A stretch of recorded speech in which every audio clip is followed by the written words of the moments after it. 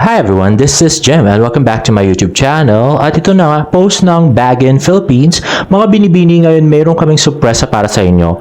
Mag-comment at i-follow ang Baguin at mag-like at i-share ang post na ito. May bago tayong pasabog ngayong linggo, mga kabagin. The Who ang bagong maging miyembro ng Baguin family bilang aming ambassador.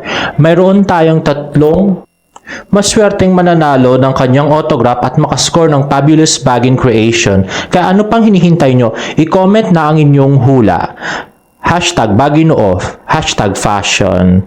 Ayan na nga, ang Ginoo na bumihag sa ating puso, makakasama na natin. Mahuhulaan nyo ba ang bagong Baguin ambassador? At halata naman na yung mata ay si David Licao. Napakagwapo natin, pambansang Ginoo.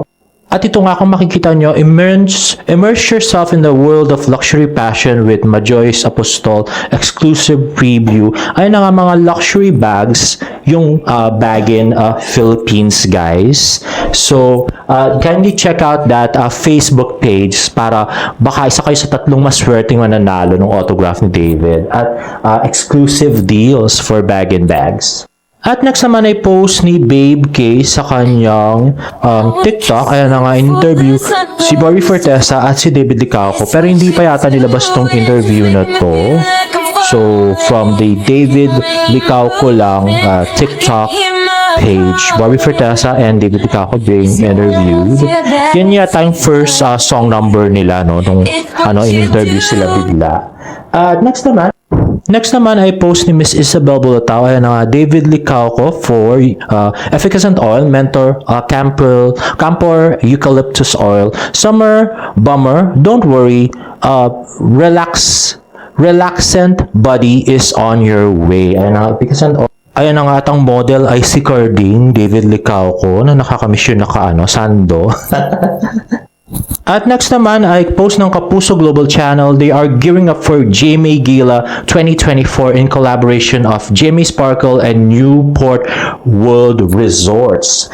Ayan na. So may meetup na si Miss Joy Marcelo at si Miss Annette Gozon Abrugar with executives of Newport Resorts World. Next nga is my Twitter friends o yung mga fina-follow ko just can't get enough of Barbie wearing the white blouse and skirt. At yun na nga, ginawa nila magka-holding hands si Barbie at saka si David na naglalakad sa BGC. At ito naman ay nakaupo rin si Barbie sa yate. Yung nakaupo si David sa yate at si Barbie naman, ayan, with both the shades. At ito galing kay I am Renzi Robbie. Ito nga, parang nag-cheers sila at hindi ko pansin to until may nakapansin yung magkatabing kamay sa dulo. Ayun na nga, si Barbie yung may color red na nail polish at si David naman yung nasa tabi niya. Actually, pinahulaan pa nga kung sino yung yung naka-jacket doon na kalalaki na katabi niya. At yan na nga, ito yung ebidensya, yung jacket ni David nga na suit-suit niya sa Canada. So kahit na ganun lang yung interaction nila, sobrang kilig nga ng mga tao. Kasi bagay na bagay nga sila na hindi naman yata alam ni David. Charot. At ito na mga picture from GLU behind the scene. This was 2019 at yun, laki ng katawan ni David nun. Batang-bata pa at fresh na fresh. Tsaka ang angas niya dyan, no? Parang naalis yung pagkaangas niya nung simula nung Maria Clara at Ibarra, no? Hindi nyo ba napansin? Anyway, next, this was posted 1 year ago. Ito nga yung isa sa mga TikTok post ni David na dinilit niya rin agad. So ano yan, choose your boyfriend, si Daniel Padilla at saka si David. Tapos pagkatapos niya maka-choose ng isa, ay binura nga agad ni David. Ay natapos agad yung video pala, tapos binura niya. After an hour yata or less. Ngayon, merong chismis dito, kaya niya raw binura. At saka kung ano yung lugar kung saan siya nag-TikTok, no? May chismis din dyan. At kung sining kasama niya, no? So kung pareho tayo guys na mga iniisip, comment down below. At ito nga, sa sobrang pagkadilulo ko last year, ayan na nga, ginawa ko ng istorya yung pati background music. Ito na nga yung Twitter serya ni David at saka ni Barbie dati na hindi na ginagawa ni David ngayon. Obviously, no, less effort na si David. Ayan na nga, if I was your boyfriend, ayan, yung sa yate. At ito yung actual video, no. So parang hindi pa handa yung girl. Kaya hindi niya raw pipilitin. Ayan na nga, yung post niya rin sa kanyang Instagram na ngayon ay halos never niya na pinupost si Barbie sa kanyang Instagram unlike before.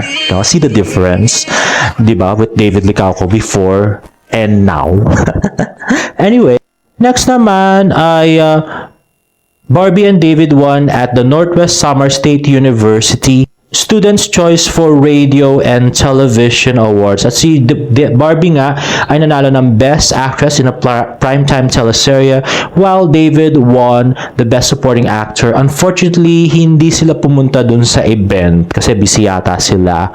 No, guys, actually, I do apologize kung medyo negative ako kay David the past days. Meron kasi ako mga nababalitaan nga hindi ko gusto. Like, lagi niya raw kasama si Asungot. Alam niyo namang hindi ko masyadong gusto si Asungot tapos yung idol ko kasama siya, di ba? Parang nakakawalang gana naman talaga. So, yun lang. At ito nga yung speech ni Barbie na wala ring sound kasi nga na-copyright yung music ko. I do apologize, guys. Another difference that I see with David this year is wala rin siyang ka-picture-picture na pinost with her ama, although birthday ng ama niya.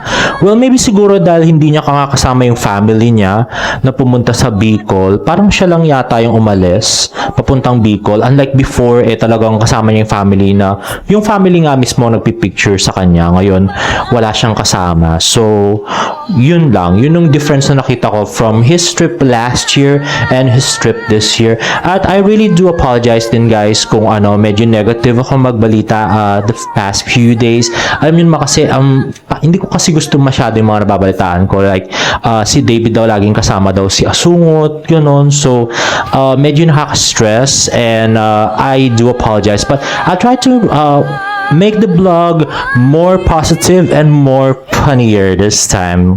I do apologize, no? So I will not put too much of negative vibes and negative emotions on my next videos, guys.